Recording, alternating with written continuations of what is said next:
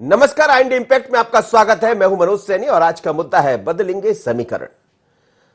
उपचुनाव के बाद अब नगरीय निकाय चुनाव पर सभी की नजर है। तमाम सारी पार्टियां, भारतीय जनता पार्टी, कांग्रेस और अन्य दल यानी बसपा या अपना दल भी अपनी बात कर रहे हैं। लेकिन इस बीच बड़ी खबर यह है कि अब जनता सीधे चुनेगी महापौर। जैसा हमने पहले देखा था उसी तरह बीच में सरकार बदली, कांग्रेस की सरकार आई और कांग्रेस की सरकार के दौर में यह निर्णय लिया गया था कि अब जनता महापौर नहीं चुनेगी, यानी अप्रत्यक्ष तौर पर चुनाव होंगे। लेकिन अब यह कहा जा सकता है कि प्रत्यक्ष प्रणाली से ही होगा निकाय।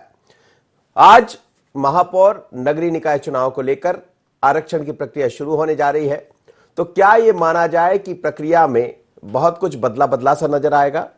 इस बार भोपाल ओबीसी इंदौर सामान्य हो सकता है, ऐसा लग रहा है।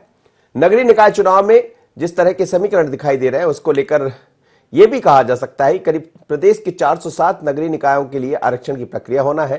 16 नगर निगम है, 99 नगर पालिका और 292 नगर परिषद है। प्रदेश के 344 निकायों में यह चुनाव होना है। 307 ऐसे निकाय हैं जिनका कार्यकाल पूरा हो चुका है। इसमें प्रदेश की सभी 16 नगर निगम शामिल है। अब अध्यक्ष का चुनाव कैसे होगा? महापौर और अध्यक्ष यानी नगर पालिका के अध्यक्ष और महापौर सीधे जनता चुनेगी। पर इस बीच में प्रक्रिया जब आज होगी आरक्षण की, तो कहां किसके हाथ क्या लगने वाला है? मोटे तौर पर जो दिखाई दे रहा है उसमें यह कहा जा सकता है कि जो इंदौर में पिछली दफा था वो अब चेंज होगा। भोपाल में हो सकता है कि ओबीसी के हाथ में ये सीट आ जाए। इसी तरह यदि हम इंदौर की बात करें तो सामान्य के पास ये जा सकती है। जिस तरह की प्रक्रिया को यदि हम समझने का प्रयास करें तो उससे एससी एसटी के हाथ में इंदौर के अलावा ये भी कह सकते हैं कि उज्जैन पहले से भी एससी के हाथ में है और हो सकता है कि वही प्रक्रिया का हिस्सा बने। लेकिन आज जब रोटेशन बाय रोटेशन 50 साल में रोटेशन देखने को मिलता है और अब एक बार फिर रोटेशन प्रक्रिया के जरिए आज नगर पालिका नगर निगम में कैसे होंगे महापौर, किस वर्ग से होंगे महापौर, तो आज ये होने जा रहा है। लेकिन इस बीच में भारतीय जनता पार्टी और कांग्रेस ने अपनी अपनी तैयारियां कर ली है। दोनों ही दल कहीं कोई कसर नहीं छोड़ना चाहते हैं। चलिए सीधे भूपेंद्र सिंह ने क्या कहा इस प्रक्रिया को लेकर सबसे पहले यह सुनते हैं। नगरीय प्रशासन मंत्री है भूपेंद्र सिंह, मध्य प्रदेश सरकार की जिम्मेदार मंत्री है। उन्होंने क्या कहा? कल जब एक मीटिंग हुई कैबिनेट की तो उसमें प्रस्ताव भी रखा गया प्रत्यक्ष प्रणाली से चुनाव कराने की। क्या कहा उन्होंने, सबसे पहले उनको सुनिए। मध्य प्रदेश नगर पालिका विधि संशोधन के माध्यम से अब मध्य प्रदेश में नगरीय निकायों के महापौर और अध्यक्ष के चुनाव प्रत्यक्ष प्रणाली के माध्यम से होंगे, यह निर्णय लिया गया है। चलिए, तो भूपेंद्र सिंह कह रहे थे कि प्रत्यक्ष प्रणाली के आधार पर चुनाव होंगे, जैसा उन्होंने कहा। तो चलिए सीधे चलते हैं अपने संवाददाता दुष्यंत के पास। दुष्यंत से समझते हैं। दुष्यंत, नगरीय निकाय चुनाव को लेकर जो प्रक्रिया होने वाली है आरक्षण की, वो आज से शुरू हो जाएगी 9 तारीख से। लेकिन इस बीच दोनों ही पार्टियों की अपनी तैयारियां हैं। क्या यह माना जाए कि समीकरण बदलेंगे? बिल्कुल, देखिए समीकरण बदलने के बहुत आसार हैं और जिस तरीके से मनोज जी एक पूरी प्रक्रिया जो है वो आयोजित की गई है रविंद्र भवन में ही। अब से कुछ ही देर बाद ये पूरी प्रक्रिया का आरक्षण की जो प्रक्रिया है नगरीय निकायों की, उसकी पूरी प्रक्रिया जो है आज पूरी की जाएगी और उसको लेकर कहीं ना कहीं तैयारियों की अगर हम बात करें मनोज जी, तो हम अपने कैमरा पर्सन विपिन से कहेंगे कि वो दिखाएं कि इधर की जो व्यवस्थाएं हैं अगर रविंद्र भवन की, तो वो लगभग अंतिम चरणों में है।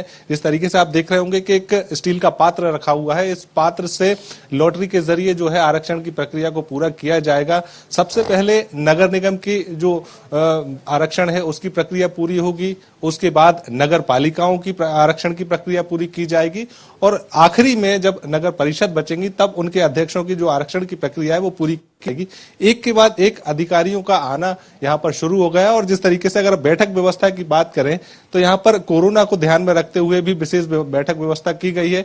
एक सीट छोड़कर ही बैठने की व्यवस्था की गई है ताकि किसी भी प्रकार से जो कोरोना का असर जो मध्य प्रदेश में देखने को मिल रहा है उसका फैलाव यहाँ पर देखने को ना मिले और जिस तरीके से जो पूरी प्रक्रिया है उसको भी एक सही तरीके से पूरा किया जा सके, तमाम सारी व्यवस्थाएं की गई हैं। यहाँ पर मीडिया के अलग बैठने की व्यवस्था है, पार्टियों के जो प्रतिनिधि आएंगे उनके बैठने की व्यवस्था अलग है और जिस तरीके से अगर हम पूरी प्रक्रिया की बात करें तो प्रक्रिया में बहुत सारे बदलाव यहाँ पर देखने को मिलेंगे, क्योंकि अगर इंदौर की बात करें या भोपाल की बात करें, जबलपुर की बात कर लें या फिर ग्वालियर नगर निगम की बात करें, सागर की बात करें, तो तमाम सारे ऐसे जो नगर निगम हैं जिनके आरक्षण की प्रक्रिया आज पूरी होगी, तो उसमें काफी बदलाव देखने को मिल सकते हैं। और जहां पर बदलाव होंगे तो वहां पर राजनीतिक समीकरण के भी बदलाव देखने को मिल सकते हैं, क्योंकि कई जगह कई सालों से ये देखने में आया है कि कई सालों से वहां पर जो आरक्षण की प्रक्रिया है उसमें बदलाव नहीं हुए हैं। और अगर ऐसे में बदलाव होते हैं तो राजनीतिक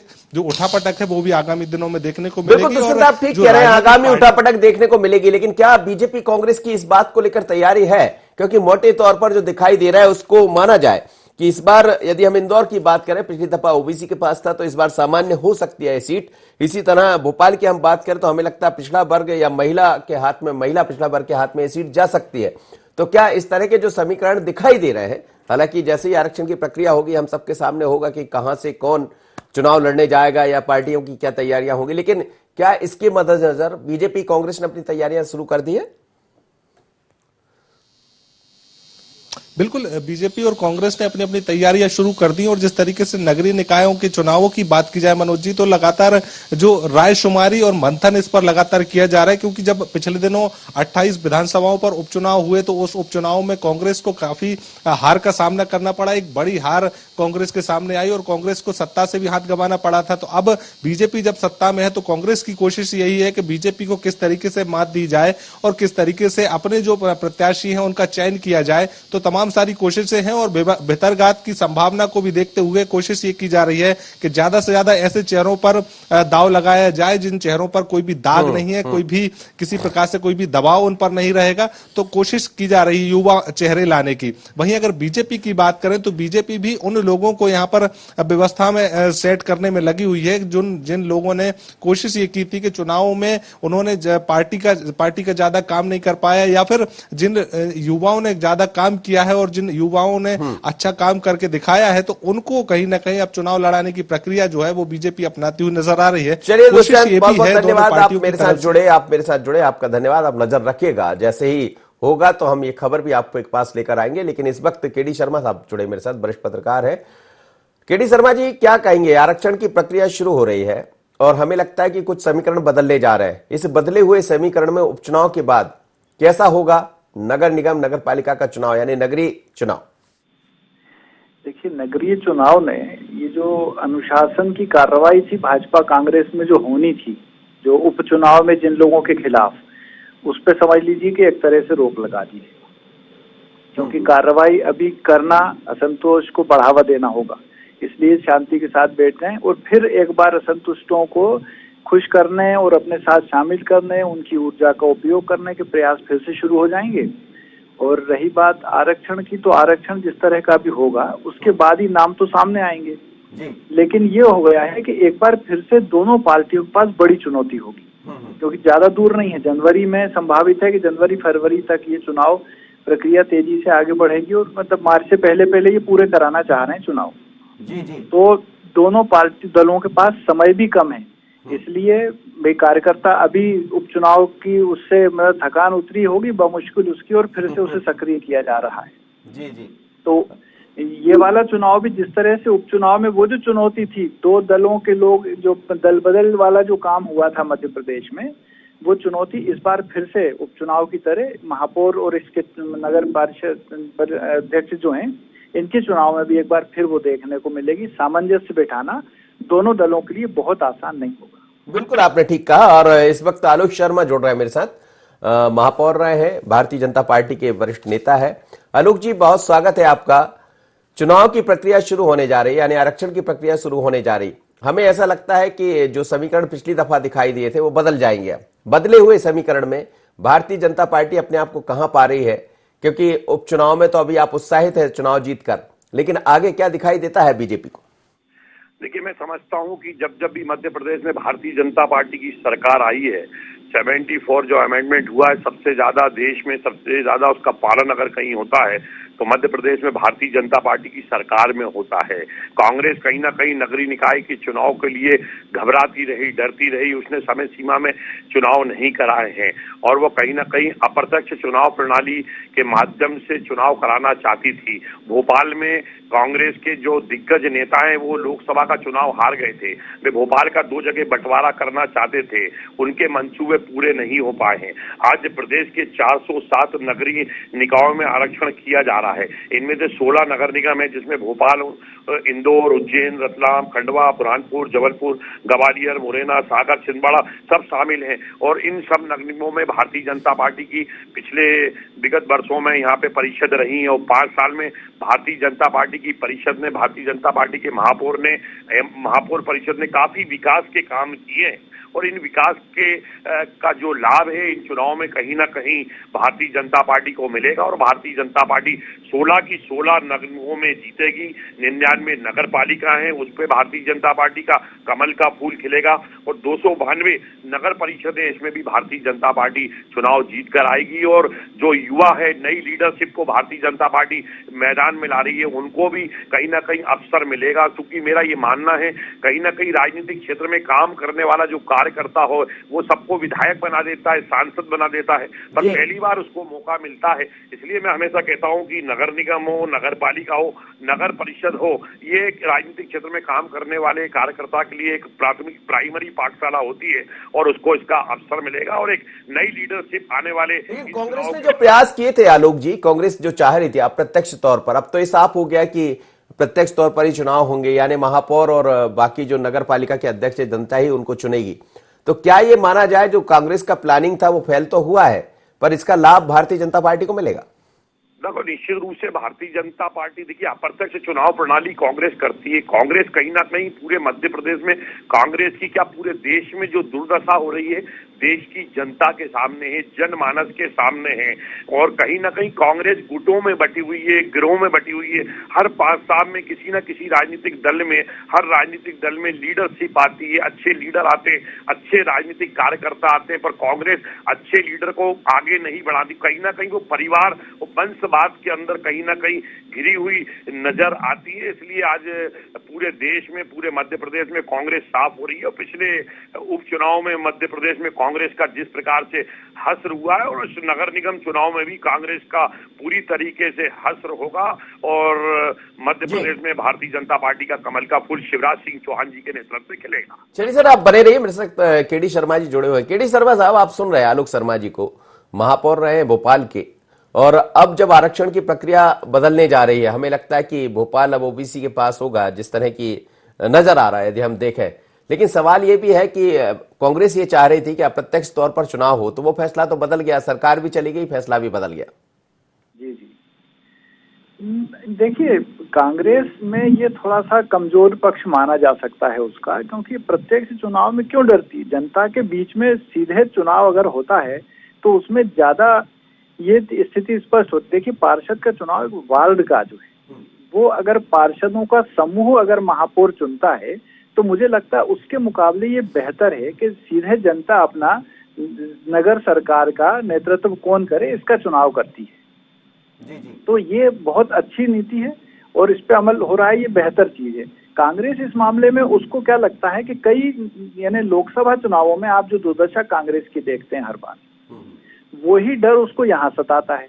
क्योंकि डायरेक्ट चुनाव में अगर पार्षद उसकी संख्या बल में, आपने भोपाल में भी अनुभव किया है, पहले ऐसे उदाहरण रहे हैं, महापौर किसी दूसरे दल का और यानी पार्षदों की अधिक संख्या दूसरे दल की, तो वहाँ काम में दुविधा जरूर आती है, मगर गलत फैसले होने से बचते हैं, तो वो भी एक अच्छी चीज आती है सामने। जी, इसलिए आपने ठीक कहा और हमें लग रहा है कि क्यों बचना चाह रही थी कांग्रेस, ये समझ आ रहा है। पहले भी हमने देखा है जब दिग्विजय सिंह जी रहे उस दौर में क्या हुआ था, कई तरह के आरोप प्रत्यारोप लगे थे और पार्षद यदि चुनते हैं महापौर या नगर पालिका अध्यक्ष को तो फिर चीजें बदल जाती, उसमें सीधे तौर पर कई तरह के सवाल भी खड़े होते रहते हैं। आलोक जी, यही एक देखा गया है कि पहले जब जिस तरह की प्रक्रिया अपनाई जाती थी, बाद में प्रक्रिया बदल गई, जिस प्रक्रिया के जरिए आप लोग भी चुनकर आए थे, तो क्या इस प्रक्रिया में कांग्रेस कहीं अपना हित चाह रही थी और कांग्रेस को लग रहा था कि यदि ऐसा होता है, जैसे हमने ये भी देखा कि अलग अलग बांटने का प्रयास किया गया था, खासकर इंदौर, भोपाल, बड़े नगर निगम, यदि बांट देते तो क्या जनता भी बढ़ जाती? देखिए, जनता काफी समझदार है। जनता राजनीति को समझती थी। कहीं ना कहीं मध्य प्रदेश के जो बंटाधार प्रदेश के पूर्व मुख्यमंत्री रहे हैं, वो अपनी हार को खींच को मिटाना चाहते थे। इसलिए वो शहर को माइनॉरिटी और मेजॉरिटी, मेरा सीधा आरोप है, उसके अंदर बांटना चाहते थे। वो डेवलपमेंट नहीं चाहते थे। बरसों के बाद आज भोपाल का डेवलपमेंट हो रहा है, इंदौर जैसे शहर का डेवलपमेंट हो रहा है। स्वच्छता में इंदौर और भोपाल नंबर 1, नंबर 2 देश के अंदर लगातार रहे हैं। देश की सबसे स्वच्छतम राजधानी का अवार्ड मिल रहा है। इंफ्रास्ट्रक्चर में काफी हमारे यहाँ फ्लाईओवर बनाने के काम भोपाल में हुए हैं। और मेरा ये मानना है कि अप्रत्यक्ष चुनाव प्रणाली से पार्षदों में खरीद फरोख्त बनती है और कहीं ना कहीं महापौर को काम नहीं करने देते पार्षद को, कि वो किसी दूसरे विधायक के व्यक्ति है, किसी गुट से आते हैं। यहाँ जनता के हक को मारने का काम कांग्रेस पार्टी कर रही थी, उसको भारतीय जनता पार्टी ने नहीं करने दिया। जनता को चुनना है कि अपना पार्षद कैसा हो, वो सड़क, बिजली, पानी, स्ट्रीट लाइट की समस्या का निराकरण करे। जनता को ये चुनना है कि उसका शहर का प्रथम नागरिक महापौर कैसा हो। उस व्यक्ति के अंदर पूरे शहर का विजन तो होगा, वो किस प्रकार से महापौर बनने के बाद किस प्रकार से शहर का डेवलपमेंट करेगा। अगर पार्षद में से ही चुनते हैं तो वो पार्षद का जो सोच है, जो विचार है, वो कम से कम वार्ड के अंदर ही रहेगा। और इस प्रकार से मैं समझता हूँ सीधा चुनाव होगा तो उसको, जनता को ये लगेगा कि वो हमारा महापौर कैसा होना चाहिए, उसका सोच, उसकी विचारधारा, तो मैं समझता हूँ वो उसको अपना वोट देगी। जनता को राइट है, जनता के हक को छीनने का काम कांग्रेस कहीं ना कहीं कर रही थी। अब जनता को 2 वोट देने का राइट है, जनता को 1 वोट छीनने का काम कांग्रेस कर रही थी और इसका खामियाजा कांग्रेस को भुगतना पड़ेगा। कांग्रेस को भी मैं जोड़ने का प्रयास कर रहा हूं। कांग्रेस जैसे ही जुड़ेगी तो कांग्रेस से भी इस बात का जवाब लेंगे। लेकिन केडी शर्मा साहब, जैसे समीकरण बदले हुए दिखाई दे रहा है। पिछली दफा आलोक शर्मा जी जब चुने गए तो सामान्य सीट थी ये, अब ऐसा लग रहा है कि पिछड़ा वर्ग के हाथ में ये जा सकती है, जिस तरह की संभावनाएं जताई जा रही। इसी तरह हम यदि इंदौर को देखें तो पहले वो पिछड़े वर्ग के हाथ में थी और अब सामान्य के पास जा सकती है, जिस तरह के समीकरण दिखाई दे रहे हैं। तो क्या ये जो बदले हुए समीकरण में बीजेपी कांग्रेस नए तरीके से प्रयास करना पड़ेगा? चुका मगर महिला ओबीसी रहा है, जी जी, है ना। और लीडरशिप देखिए, भाजपा के पास कोई कमी नहीं है। कांग्रेस को भी इसमें बढ़ के आगे आना चाहिए। आप देखेंगे कि जैसे अभी से चलने लगा है नाम, शिवराज जी के रिश्ते में भी लगते हैं, मगर उस व्यक्ति ने 1 से अधिक बार पार्षद रहे, नगर परिषद के इस बार अध्यक्ष भी थे, सुरजीत सिंह चौहान, उनका नाम देखिए अभी से चलने लगा। ये भाजपा के पास नामों की कमी नहीं है, प्रतिभाओं की कमी नहीं है। क्यों? ये मैदान के लोग हैं और मैदान में काम करना जानते हैं, पीछे नहीं हटते हैं। कांग्रेस को निर्णय लेने में बहुत मुश्किल होती है इस तरह के, जब जनता के बीच में जाना होता है, कई बार जाने वाले मना करने लगते हैं मैदान में उतरने से, ऐसी स्थिति बनती है। तो ये है, मगर समीकरण बदलेंगे। और इसमें एक आरक्षण से एक फायदा ये है कि अवसर हर बार नई नई प्रतिभाओं को मिलता है और उसका लाभ जनता को मिलता है, शहर को मिलता है। जी चलिए, दुर्गेश शर्मा इस वक्त जुड़ रहे हैं मेरे साथ, कांग्रेस के प्रवक्ता। दुर्गेश जी, स्वागत है आपका। आरक्षण की प्रक्रिया शुरू होने जा रही है और हमें लगता है कि कुछ समीकरण भी बदले हुए नजर आएंगे और इसीलिए हम कह रहे हैं कि बदलेंगे समीकरण। ये बदले हुए समीकरण में आपने पहले देखा कि अप्रत्यक्ष तौर पर चुनाव होने की तैयारी थी, आपकी सरकार थी, लेकिन अब बदल गया। अब तो साफ हो गया कि प्रत्यक्ष तौर पर ही चुनाव होंगे। कांग्रेस कहां पा रही है अपने आप को?